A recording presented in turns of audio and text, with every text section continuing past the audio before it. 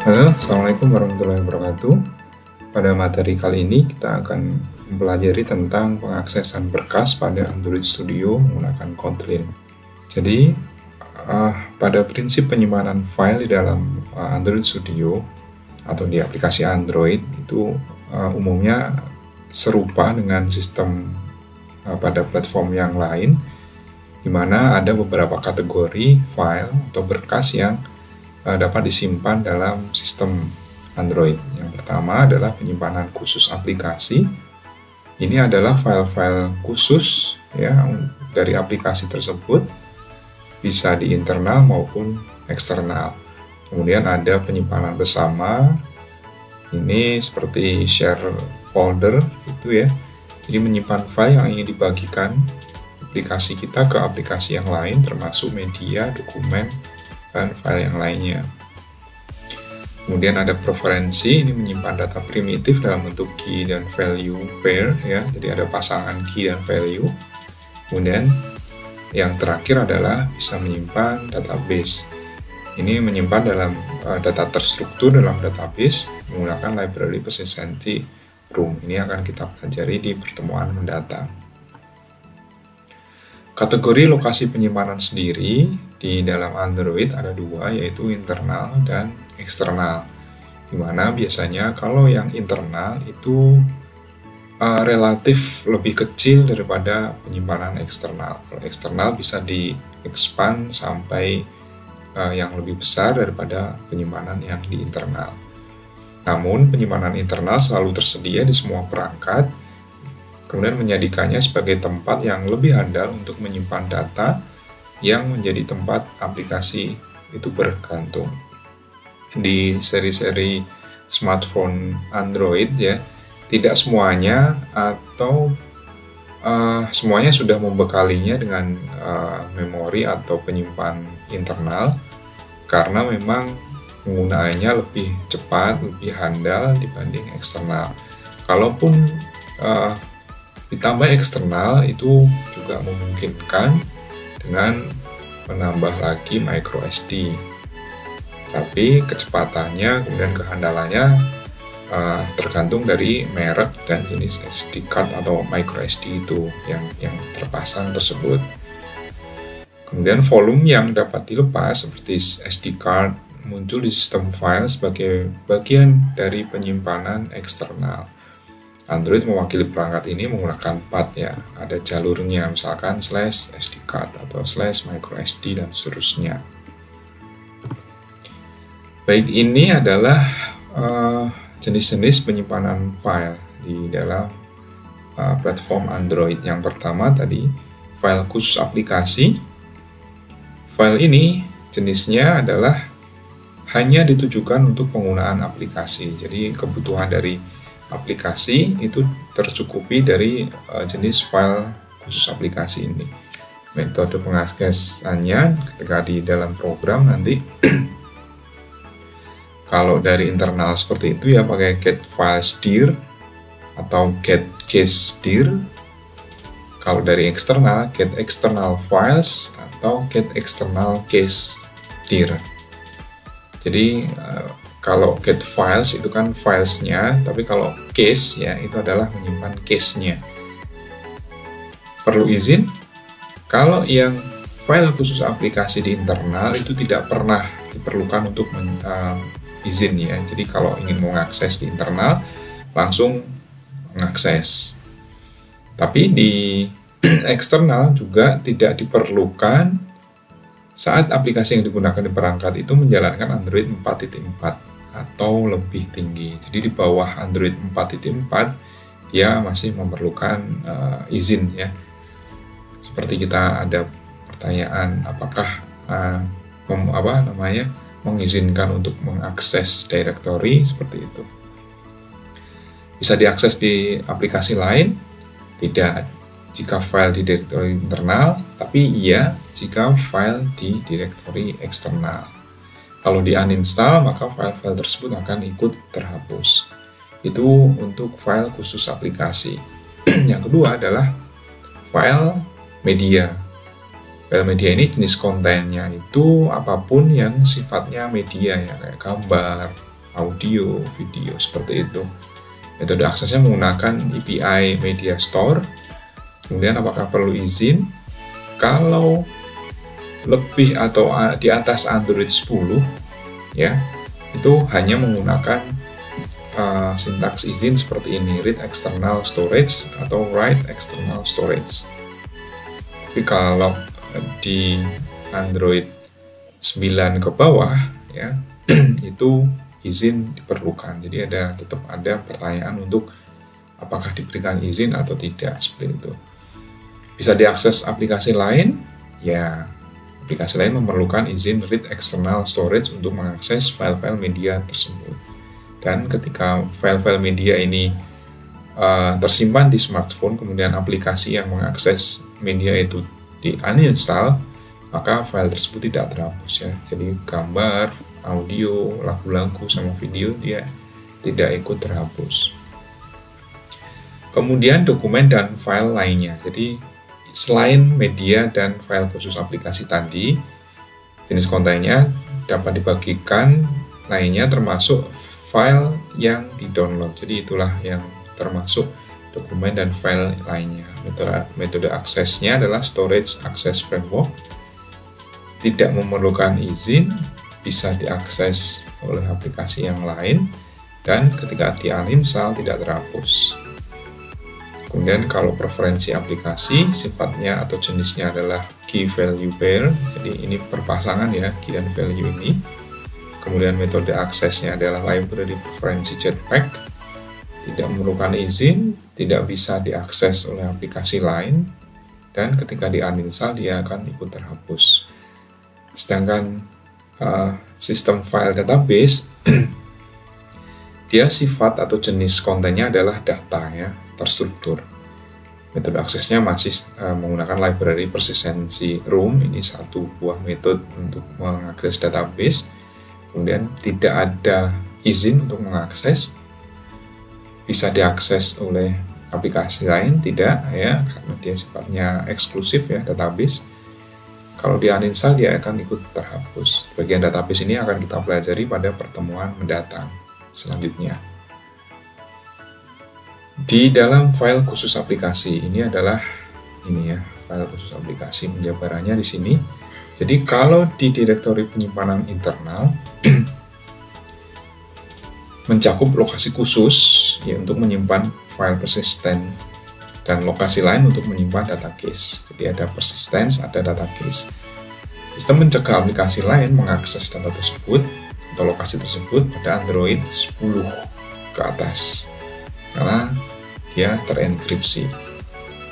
Karakteristik ini menjadikan lokasi tersebut tempat yang bagus untuk menyimpan data sensitif yang hanya dapat diakses oleh aplikasi kita. Karena sifatnya file khusus aplikasi dan tempatnya di internal, maka dia dienkripsi untuk menjamin data-data penting atau sensitif itu tersimpan dengan baik ya. Kemudian ada direktori penyimpanan eksternal.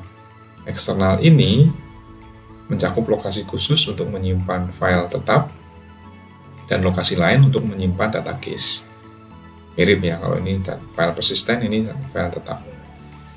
Meskipun aplikasi lain dapat mengakses direktori ini, jika aplikasi tersebut memiliki izin yang tepat ya tentunya, file yang disimpan dalam direktori ini dimaksudkan hanya untuk digunakan oleh aplikasi kita.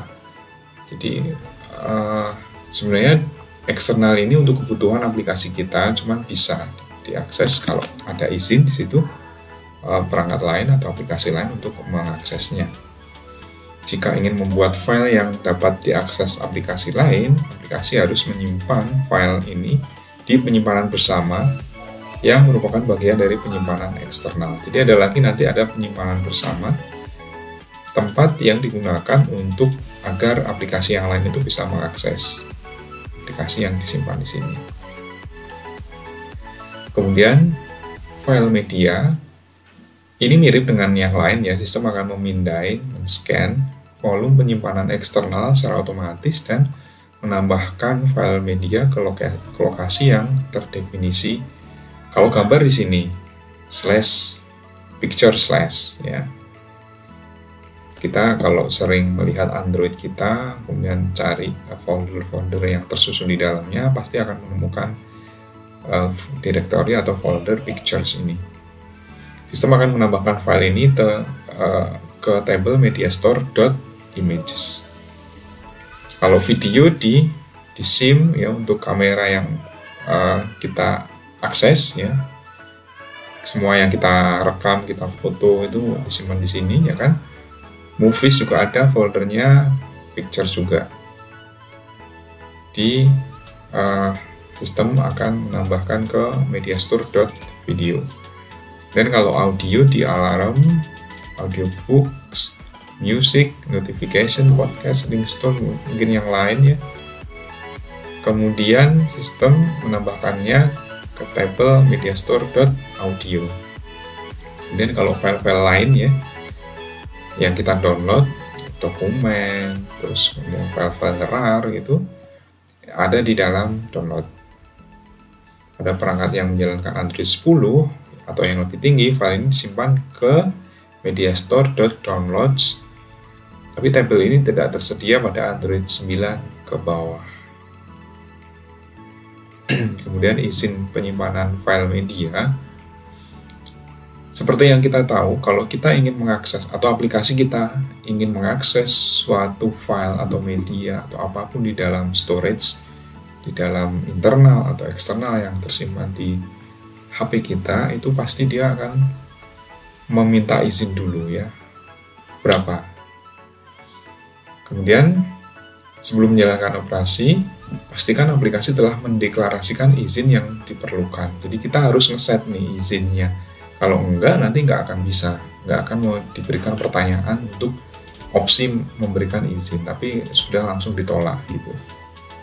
Jika aplikasi menggunakan penyimpanan terbatas, seharusnya aplikasi meminta izin terkait penyimpanan hanya untuk perangkat yang menjalankan Android 9 atau lebih rendah dengan menambahkan ini, Android Max SDK version di manifest. Seperti ini contohnya. Jadi ini letaknya di Android manifest ya. Sebuah file yang kita bisa deklarasikan di situ permission atau izin-izin untuk mengakses sesuatu. Kemudian kalau Android 10 ke atas itu tidak perlu meminta izin terkait penyimpanan untuk perangkat yang perangkat yang menjalankan Android 10 ke atas. Nah, ini yang dokumen dan file lainnya selain yang tadi. Kalau Androidnya 4.4 ke atas, maka aplikasi dapat berinteraksi dengan penyedia dokumen, termasuk volume, eksternal, dan penyimpanan cloud menggunakan Storage Access Framework.